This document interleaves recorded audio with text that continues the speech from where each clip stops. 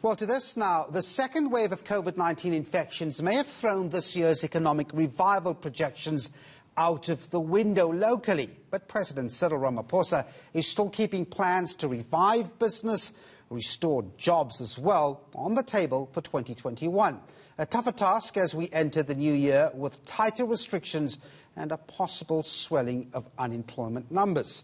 Dr Nthabiseng Moleko is an economist at Stellenbosch University. She joins me now. Doctor, thanks very much indeed for your time.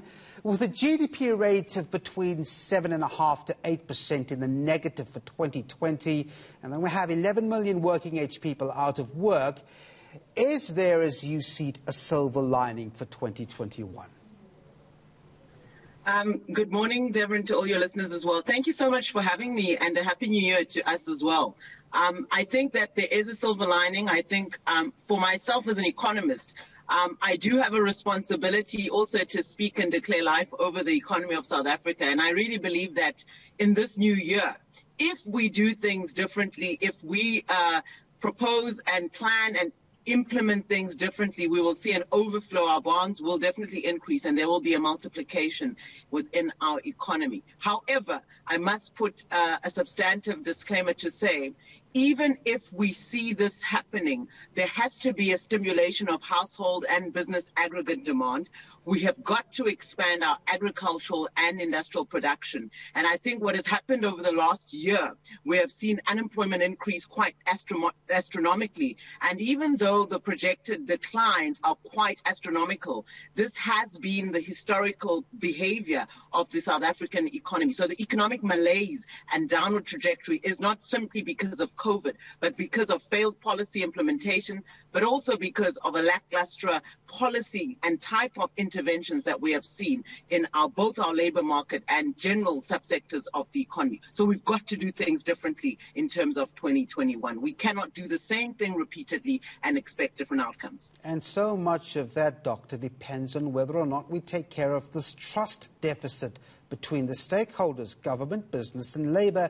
We haven't seemed to be getting any luck on that front as much as we would like to over the last few months. So to get this economic revival plan in order, you're going to need to fix that trust deficit up. That perhaps is the cornerstone of how to get these plans implementable as quick as possible. Do you see that changing this year?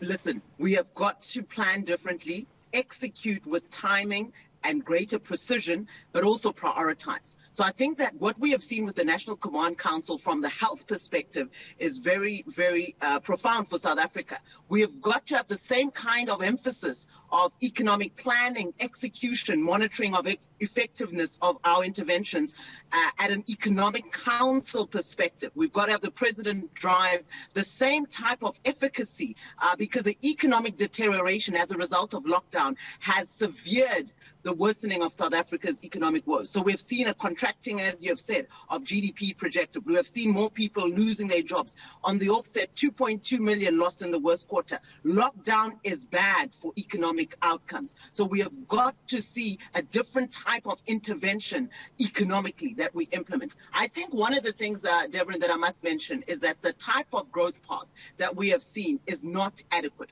So South Africa in the last 25 to 50 years has seen a services-led growth path. Primary and secondary sector contribution have declined significantly from almost 30% to less than 7% of economic output and value add. We are deindustrializing. What therefore must we do? We have got to prioritize industrialization. We have got to prioritize the growth of our agriculture. Why? We've got an unemployment crisis, and these are the sectors that are locally able to absorb the 11 million unemployed South Africans. These are the sectors that are also going to help us boost aggregate and household demand levels and also boost the revenue generation of our fiscus. We must remember that the problem of restoring budget and finance is because of a lackluster growth in South Africa. We are stuck in a low growth trap. So we've got to improve fiscal stability by growing the economy. So we have got to, in this new year, look at how do we grow both our industry, our agricultural subsectors, at all provinces and at all levels. I think the second thing I want to add is that the public and private capital investment levels have really struggled to increase, not just last year.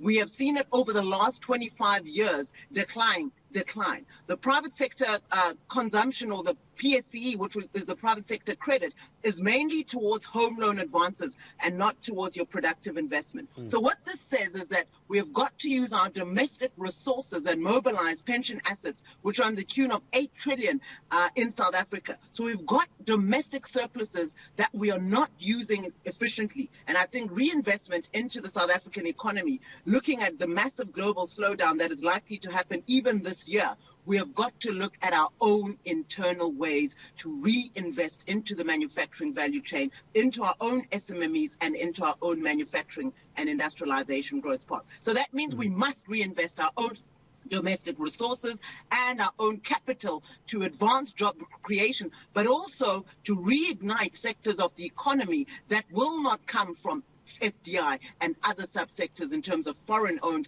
speculative investment inflows that do not go into the productive sectors of the economy. So much of that promise, Nthabiseng, would rest on these promises of getting that infrastructure drive on the road, implementable this year. I mean, plantable roads, water projects and houses, for example. That's one way in which we could absorb this labour. It's in the President's infrastructure plan. There appears to be a keen commitment. But how soon can we get this off the ground? What do you think 2021 holds on that front?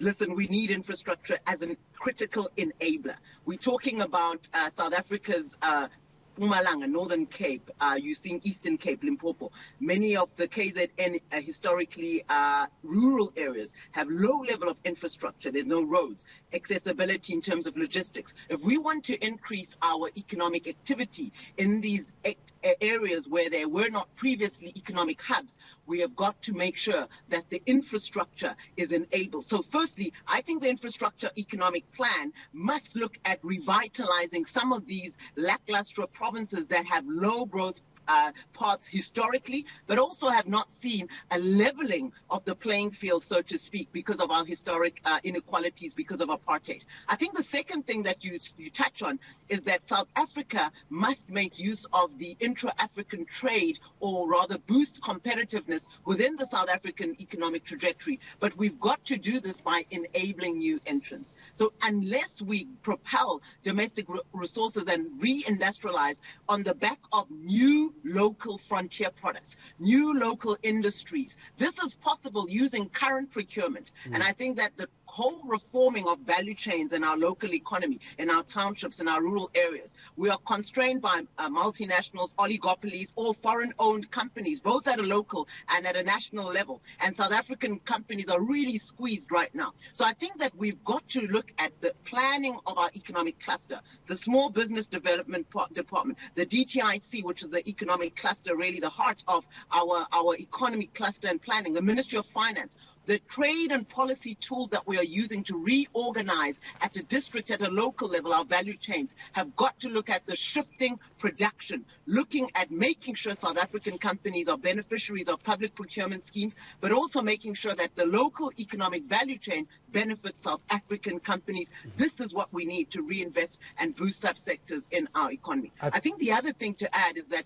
our focus cannot be on failed state-owned enterprises when we talk about the economy. Economic planning in most countries that have changed their economy don't focus on the failure of their past, but rather, how do you reinvent the wheel? How do you do things differently? And I think one of the opportunities that we have at a local level, using our current fiscus, we spend almost 200 billion on the social cluster or the social schemes for the disadvantaged. If we use those and ensure everyone in South Africa works 2 days a week with public employment programs, this can be done with the existing reorganizing of our social schemes, making sure every South African, the youth, are working. We are currently sitting with a crisis of 70% of our youth this new year not knowing what to do in terms of their productive capabilities because they don't have opportunities. Something has to be done about this, and we cannot just leave it to hope. We've got to decisively plan differently, and we can use the current instruments differently that we have, the current resource that we have, and not necessarily borrow more to use. South Africa has a lot of resources within its fiscal space, but I don't think we are using it at the most optimal levels. Okay, we're going to have to leave it there. Very interesting proposal. Dr. Nthabiseng Moleko, thanks indeed.